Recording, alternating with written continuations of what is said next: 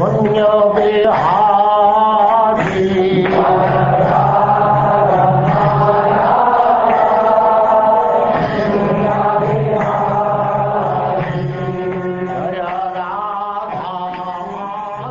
now chapter 19, King Prithu's 100 horse sacrifices.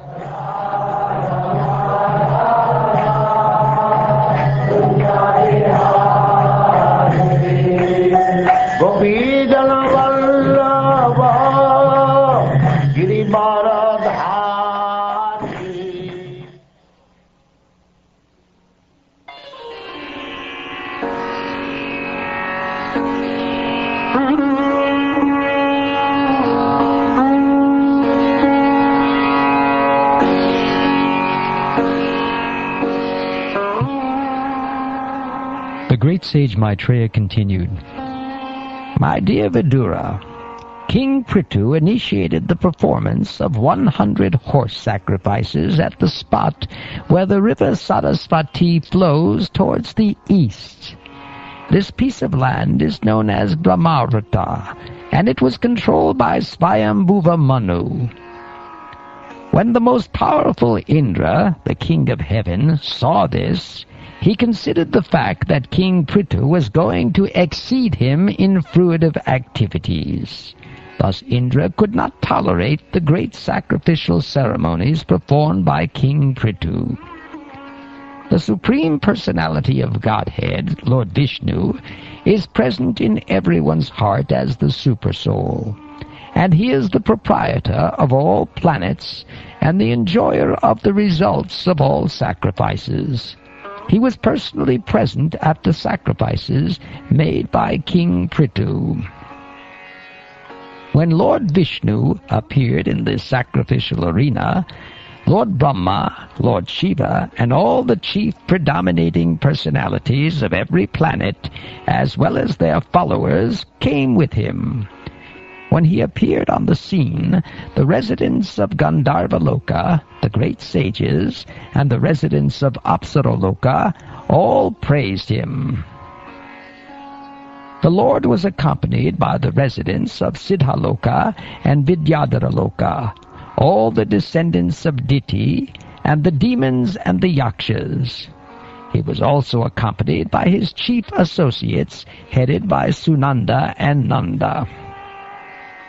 Great devotees who were always engaged in the service of the Supreme Personality of Godhead, as well as the great sages named Kapila, Narada, and Dattatreya, and masters of mystic powers, headed by Sanaka Kumara, all attended the great sacrifice with Lord Vishnu. My dear Vidura, in that great sacrifice, the entire land came to be like the milk-producing Kamadhenu, and thus, by the performance of yajna, all daily necessities for life were supplied. The flowing rivers supplied all kinds of tastes, sweet, pungent, sour, etc., and very big trees supplied fruit and honey in abundance. The cows, having eaten sufficient green grass, supplied profuse quantities of milk, curd, clarified butter, and similar other necessities. King Prthu was presented with various gifts from the general populace and predominating deities of all planets. The oceans and seas were full of valuable jewels and pearls, and the hills were full of chemicals and fertilizers. 4 kinds of edibles were produced profusely. King Prthu was dependent on the Supreme Personality of Godhead, who is known as Adhoksaja. Because King Prthu performed so many sacrifices, he was superhumanly enhanced by the mercy of the Supreme Lord. King Prithu's opulence, however, could not be tolerated by the King of Heaven, Indra, who tried to impede the progress of his opulence. When Prthu Maharaj was performing the last horse sacrifice, or Ajvameta Yajna, King Indra, invisible to everyone, stole the horse intended for sacrifice. He did this because of his great envy of King Prthu. When King Indra was taking away the horse, he dressed himself to appear as a liberated person. Actually, this dress was a form of cheating, for it falsely created an impression of religion. When Indra went into outer space in this way, the great sage Atri saw him and understood the whole situation. When the son of King Prthu was informed by Atri of King Indra's trick, he immediately became very angry and followed Indra to kill him, calling, "Wait, wait!" King Indra was fraudulently dressed as a sannyasi, having knotted his hair on his head and smeared ashes all over his body. Upon seeing such dress, the son of King Prthu considered Indra a religious man and pious sannyasi. Therefore he did not release his arrows. When Atri Muni saw that the son of King Prthu did not kill Indra, but returned deceived by him, Atri Muni again instructed him to kill the heavenly king, because he thought that Indra had become the lowliest of all demigods due to his impeding the execution of King Prithu's sacrifice. Being thus informed, the grandson of King Vena immediately began to follow Indra, who was fleeing through the sky in great haste. He was very angry with him, and he chased him just as the king of the vultures chased Ravan. When Indra saw that the son of Prthu was chasing him, he immediately abandoned his false dress and left the horse. Indeed, he disappeared from that very spot, and the great hero, the son of Maharaj Prthu, returned the horse to his father's sacrificial arena.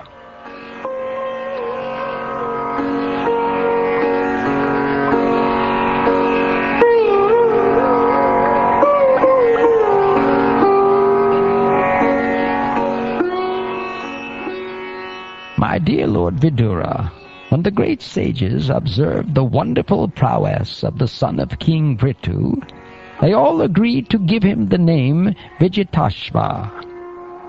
My dear Vidura, Indra, being the king of heaven and very powerful, immediately brought a dense darkness upon the sacrificial arena. Covering the whole scene in this way, he again took away the horse, which was chained with golden shackles near the wooden instrument where animals were sacrificed. The great sage Atri again pointed out to the son of King Prthu that Indra was fleeing to the sky. The great hero, the son of Prthu, chased him again. But when he saw that Indra was carrying in his hand a staff with a skull at the top, and was again wearing the dress of a sannyasi, he still chose not to kill him. When the great sage Atri again gave directions, the son of King Prthu became very angry and placed an arrow on his bow. Upon seeing this, King Indra immediately abandoned the false dress of a sannyasi, and, giving up the horse, made himself invisible. Then the great hero, Vijitashva, the son of King Prthu, again took the horse and returned to his father's sacrificial arena. Since that time, certain men with a poor fund of knowledge have adopted the dress of a false sannyasi. It was King Indra who introduced this. Whatever different forms Indra assumed as a mendicant because of his desire to seize the horse were symbols of atheistic philosophy. In this way, King Indra, in order to steal the horse from King Prithu's sacrifice, adopted several orders of sannyas. Some sannyasis go naked, and sometimes they wear red garments and pass under the name of kapalika. These are simply symbolic representations of their sinful activities. These so-called sannyasis are very much appreciated by sinful men because they are all godless atheists and very expert in putting forward arguments and reasons to support their case. We must know, however, that they are only passing as adherents of religion, and are not so in fact. Unfortunately, bewildered persons accept them as religious, and being attracted to them, they spoil their life. Maharaj Prthu, who was celebrated as very powerful, immediately took up his bow and arrows and prepared to kill Indra himself, because Indra had introduced such irregular sannyas orders. When the priests and all the others saw Maharaj Prthu very angry and prepared to kill Indra, they requested him, "O great soul, do not kill him, for only sacrificial animals can be killed in a sacrifice. Such are the directions given by Shastra. Dear king, Indra's powers are already reduced due to his attempt to impede the execution of your sacrifice. We shall call him by Vedic mantras, which were never used before, and certainly he will come. Thus, by the power of our mantra, we shall cast him into the fire, because he is your enemy."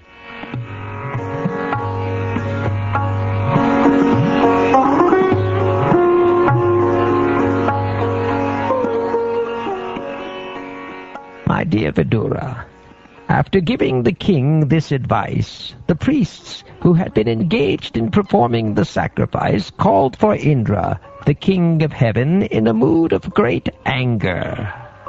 When they were just ready to put the oblation in the fire, Lord Brahma appeared on the scene and forbade them to start the sacrifice. Lord Brahma addressed them thus: "My dear sacrificial performers, you cannot kill Indra, the king of heaven. It is not your duty.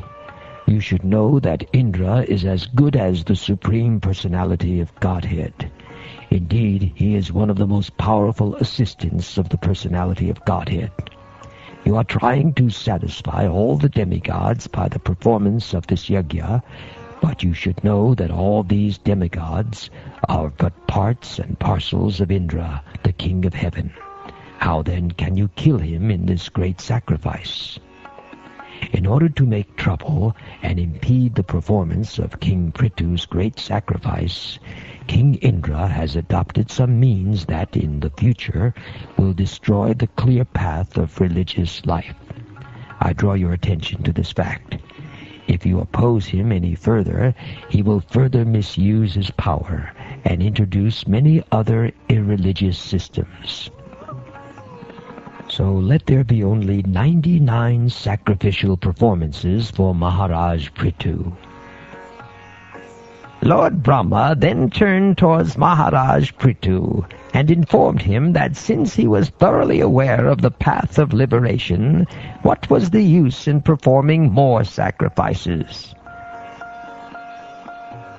Lord Brahma continued, "Let there be good fortune to both of you, for you and King Indra are both part and parcel of the Supreme Personality of Godhead. Therefore you should not be angry with King Indra, who is none different from you. My dear king, do not be agitated and anxious because your sacrifices have not been properly executed due to providential impediments. Kindly take my words with great respect. We should always remember that if something happens by providential arrangement, we should not be very sorry. The more we try to rectify such reversals, well, the more we enter into the darkest region of materialistic thought. Stop the performance of these sacrifices, for they have induced Indra to introduce so many irreligious aspects. You should know very well that even amongst the demigods, there are many unwanted desires. Just see how Indra, the king of heaven, was creating a disturbance in the midst of the sacrifice by stealing the sacrificial horse. These attractive, sinful activities he has introduced will be carried out by the people in general. O King Prthu, son of Vena, you are the part and parcel expansion of Lord Vishnu. Due to the mischievous activities of King Vena, religious principles were almost lost. At that opportune moment you descended as the incarnation of Lord Vishnu. Indeed, for the protection of religious principles, you have appeared from the body of King Bena.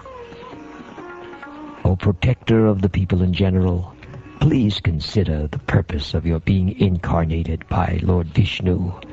The irreligious principles created by Indra are but mothers of so many unwanted religions. So please, therefore, stop these imitations immediately.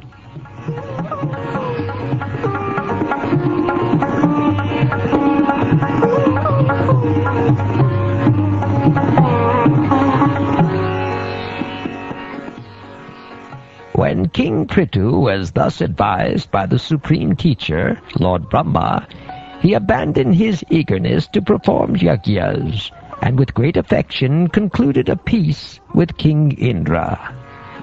After this, Prthu Maharaj took his bath, which is customarily taken after the performance of a yajna, and received the benedictions and due blessings of the demigods, who were very pleased by his glorious activities.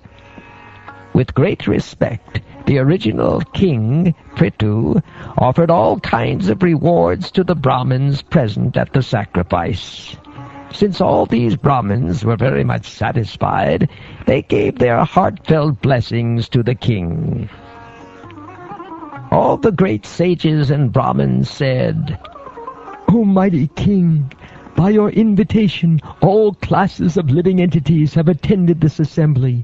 They have come from Pitraloka and the heavenly planets, and great sages as well as common men have attended this meeting. Now all of them are very much satisfied by your dealings and your charity towards them."